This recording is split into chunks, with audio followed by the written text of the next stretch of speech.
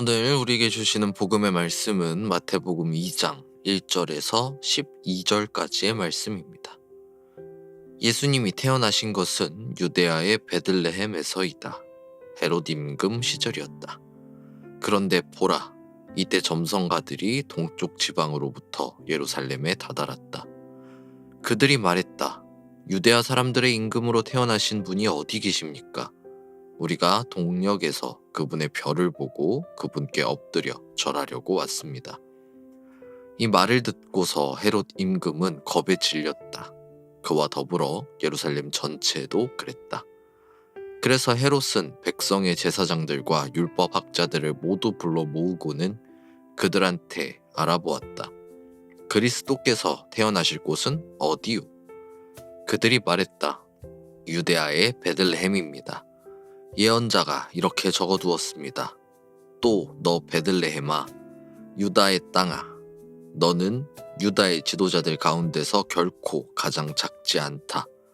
너에게서 다스리는 사람이 나올 테니까 그가 나의 백성 이스라엘을 양처럼 돌볼 것이다. 그때에 헤롯이 점성가들을 몰래 불러서 별이 나타난 그 시간을 그들한테 자세히 물어 알아냈다. 또 그들을 베들레헴으로 보낼 때에 말했다. 가서 그 아이에 대해 찬찬히 알아보시오.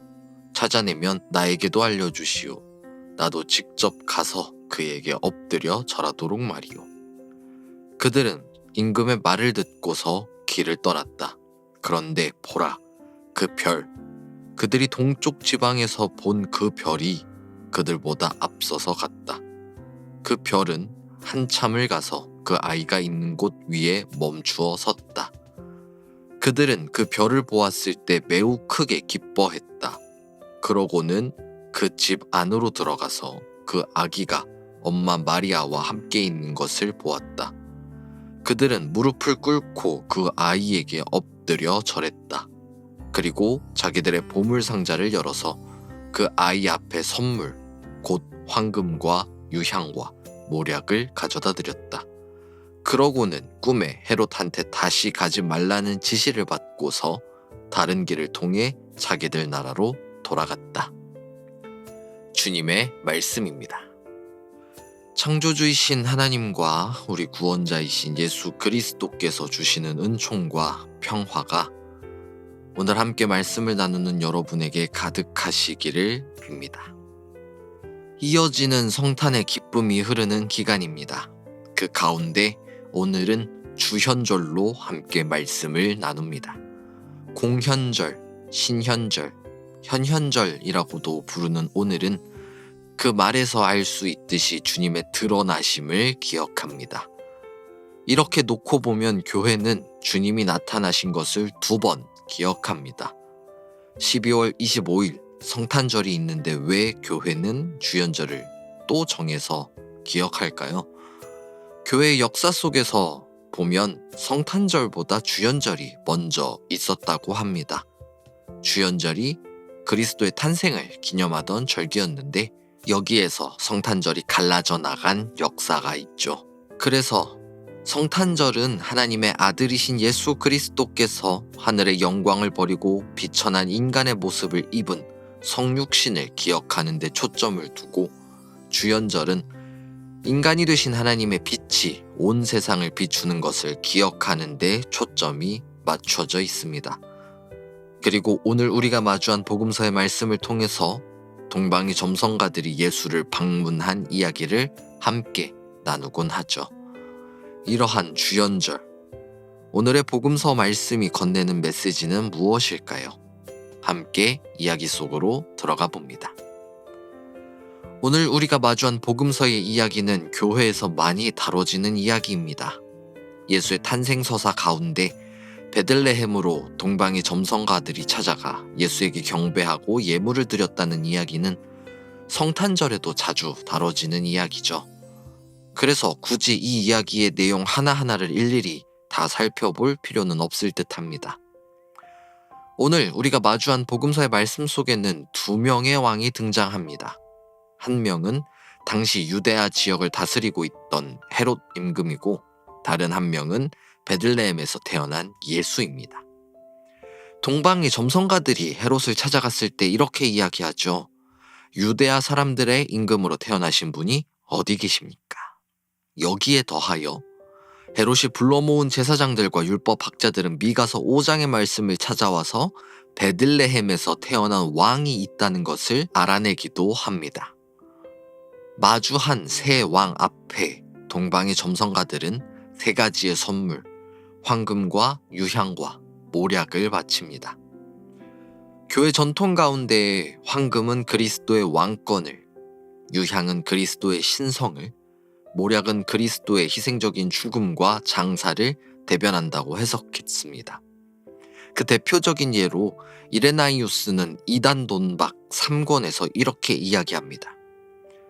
마태복음은 동방에서 온 점성가들이 우리가 동방에서 그의 별을 보고 그에게 경배하러 왔다 라고 외쳤다고 기록하고 있다.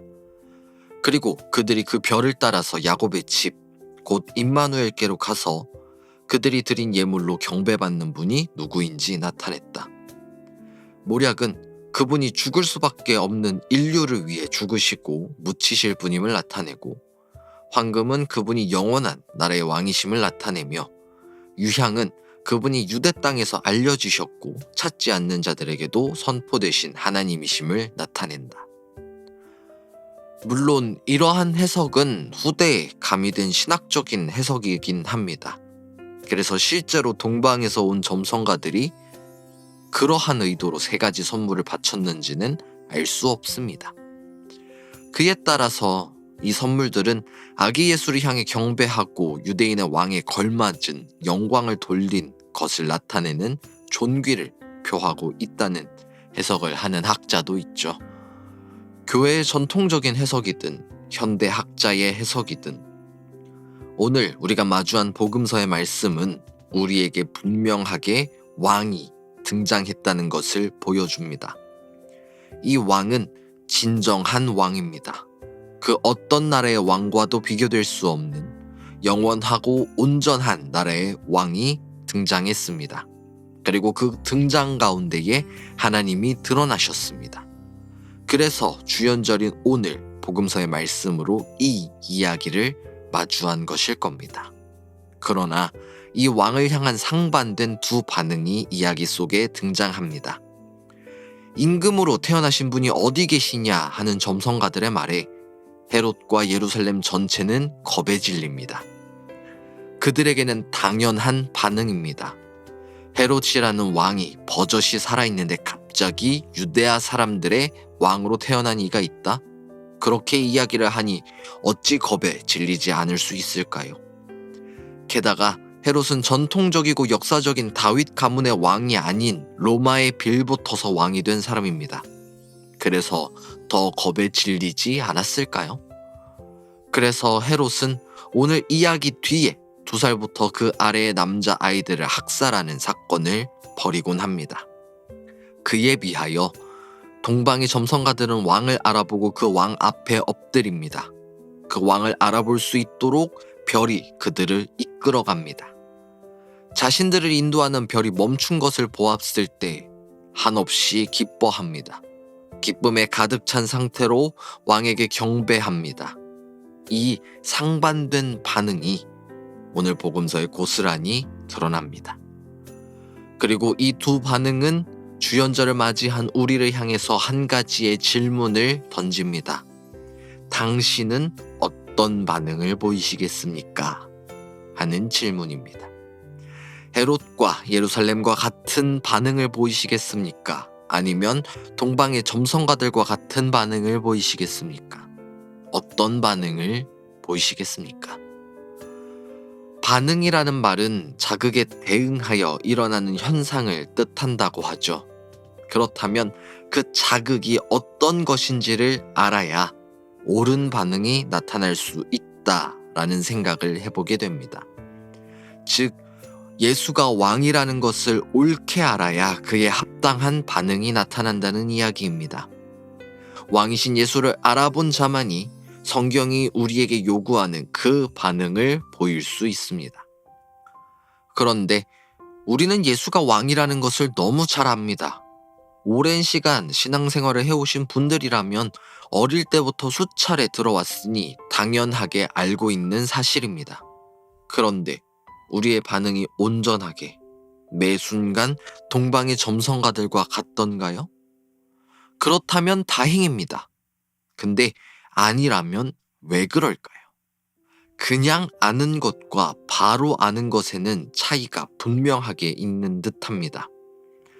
예수를 온전히 알아야, 왕이신 예수를 온전하게 알아야 우리의 매 순간이 온전하게 동방의 점성가들과 같은 반응을 보일 수 있습니다.